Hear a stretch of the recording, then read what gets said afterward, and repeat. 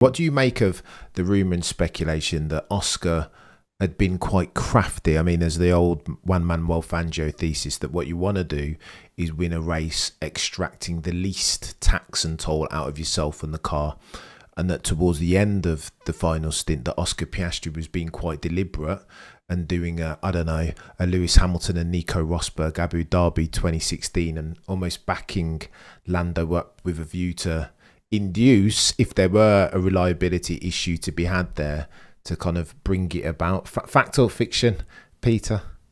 Well, fact in the sense that he was trying to win at the slowest possible pace, which any racing driver worth his salt does anyway, and nothing new there, nothing dramatic. He did it extremely well, so can't take that away from him. And yeah, why wouldn't you do that? You never ever want to overstrain the car unless you have to. And the hope always, from his point of view, I guess, was that Lando would make some sort of mistake in trying to close the gaps periodically, or run wide or do something. But I think it's a big ask to believe that Lando's oil line issue, oil pressure issue, whatever it was caused maybe by going over the curbs too much or something, because Formula One cars should be built to sustain that sort of treatment, certainly McLaren's, and Lando's pretty good in that area. So I don't buy the second part of that. I just buy the first part, which is that Oscar did all what he should have done and was supposed to do, which was win at the slowest possible speed. Yeah, agreed. Pre-race, Peter, there was a lot made of Lando's luck season to date.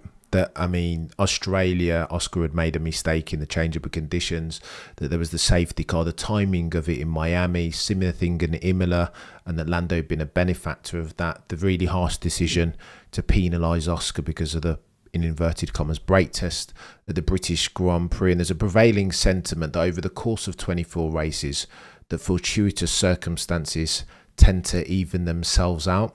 Some theorise that, normalised for the aforementioned, that Oscar would be anywhere between 30 and 60 points down the road.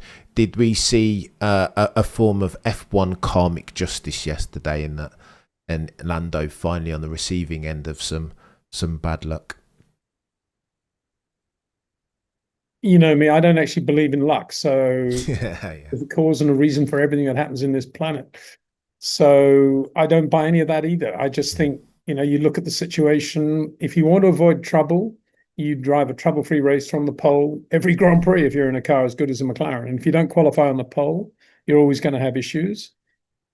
And you're always going to make mistakes because you're a human being. You minimize the mistakes. You try to make them when they don't really count. That's all you can say. And it's when it's very close and you're putting them both under the microscope in identical cars. Of course, you can come up with all sorts of reasons and backstories as to why this happened, or if he hadn't done this, if he hadn't done that, everything would have been okay. I mean, karma, if you want to look at karma in the race, it was at Mercedes with Kimi Antonelli and Leclerc from George Russell's perspective, wasn't it? That was karma, you could argue. I'm not sure that Kimi had it in his mind when he was doing that, but that's more along the lines of, from George's perspective, he would have been thinking, well, just desserts there, wouldn't he? Just a tad. Karma from the last race as well, right? Because again, you had the double move. George would have been super pleased with that. Just before we go on to other bits and bobs, though, Peter, I felt I've been really, really harsh on Lando's season today. I feel like he's made a lot of mistakes, errors of the unforced variety, and he's almost harsh on him because I think he's better than that. He can be a generational driver. But for the first time this season, I'd argue, since Australia and Monaco, I thought over the course of the race weekend, he was as near as makes no difference, flawless. I think he should have put it on pole, but for the long distance tow that Oscar got coming round the final turn and a change in wind direction, I think he would have. He was faster coming out the final turn, and the change in wind direction ultimately put paid to his efforts to drop it on pole. He was decent in the race. Max was always going to steal his lunch money on the softer compound tyres. So it's almost like what do you need to do? He was brilliant as far as his process. He did everything right, but sometimes there's a disconnect, right? And your outcomes on you could do everything right, and then it turns out wrong, sadly, for Lando. What did you think of Lando's race weekend? Was it one of the best performances that you'd seen him season today? Well, he had the pace that I thought he would have, and he should have been on the pole. I think you're absolutely correct there. And the weekend went away from him when he didn't get the pole. That was a critical moment, critical mistake. I think it's very easy looking back to come up with reasons. I mean, he didn't make an obvious mistake on the lap, to come up with reasons why he didn't get the pole. You're talking about wind change, you're talking about things like that. I mean, those are all the variables that are always in there anyway at Zandvoort. For me, and I'm thinking now in terms of the way Niki Lauda used to operate, and to some extent Michael used to operate. Lando's big advantage on the lap at Zandvoort was through turn 8 and turn 9, really breaking into turn 9 and the exit of 9. He was really good there, always has been. It's a great Lando corner, that tightening radius right-hander. And I think he gave away too much on that early on Friday. And I thought it was very telling that Oscar, after he got the pole, said, well, there's a couple of corners where I knew I wasn't really going to get Lando, so I just focused on what I could do really well. And that to me was an indication that there were some corners that he had identified where Lando was good and he had worked at them. And as I said in the video, if you look at Oscar's pace through turn 9 in FP3, he was absolutely spot on Lando there. Now, he didn't do that in qualifying. The adrenaline got a little bit ahead of him, and his minimum speed was a little bit too high mid-corner turn 9. But it was nonetheless a corner that got his attention, and it certainly got his attention in the race, and he drove beautifully there in that section, that 8-9 section in the race. And that was, you could argue now, with the benefit of hindsight, that Lando shouldn't have been as quick as he was on Friday. He should have held a little bit back because he's trying to beat his teammate. I've always said this. The biggest problem Lando's got is not how good he is and how confident he is. It is this guy that he's got to beat in the other car, this guy called Oscar Piastri, who's really, really good. He's good in that he's very simple and straightforward and unemotional in the way he goes about his racing. And that's a very difficult thing to beat.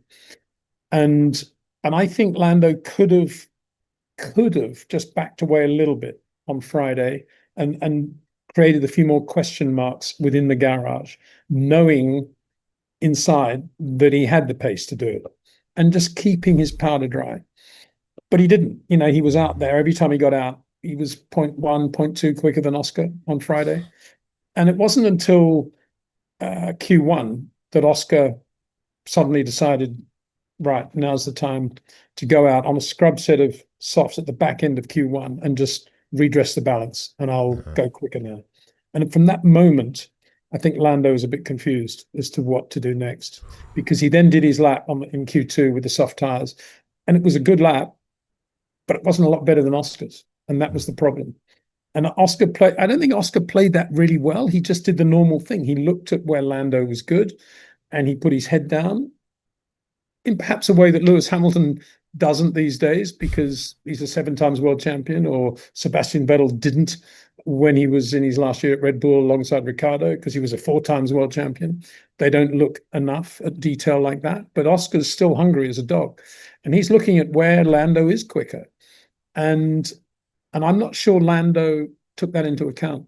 Now, having said all of that, it sounds pretty good to say all that. But if I was managing Lando, I'm not sure I would have foreseen that and predicted that was going to happen going into Zandvoort. I would have said, wow, yeah, he's got him here. No way Oscar's going to get him, it's going to be as quick through turn 9.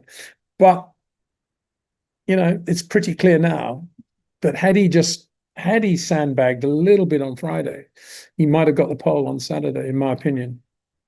It's interesting that you say that, Mr. Windsor, because again, a lot of the F1 community is saying that Oscar Piastri, his gift is in his ability not just to improve season on season, but this season, every single weekend, it's like Lando comes out and goes gangbusters and he's putting in 108s as he did in free practice. And then all of a sudden you've got Oscar, who like Bjorn Borg used to do in Wimbledon, builds himself a race weekend and he improves gradually. It's incremental gains, and then all of a sudden, Bob's your uncle, he's dropped it on pole. Do you think this is the end of the season as far as it being competitive? Lando potentially next season will be his best opportunities. 34 points, an unassailable lead now for Oscar. Well, just get back to the first point, and where you described it, I think is absolutely right. But I'd like to add this: it's one thing to look at your teammate and seeing how quickly he's going, and in the normal F1 parlance, you look at how late he's braking, where he's putting on the power, minimum speeds, etc. With Lando, you've got to be a lot more perceptive, and you've got to look at how low his minimum speed is and how long he's sustaining that low minimum speed. And that's quite a difficult thing to swallow if you are higher minimum speed and all you want to do is get on the power, a little bit like Oscar. And yet he did that. That is the impressive thing. It's not just a question of, I'm going to brake here or turn in there. He looked at it in a great amount of depth. So that's a good point. Getting on to the next one, about the championship. Well, as I said, it's a massive gap. If Lando's leading Monza and Oscar's engine blows, I suppose it's all back to square one again, isn't it?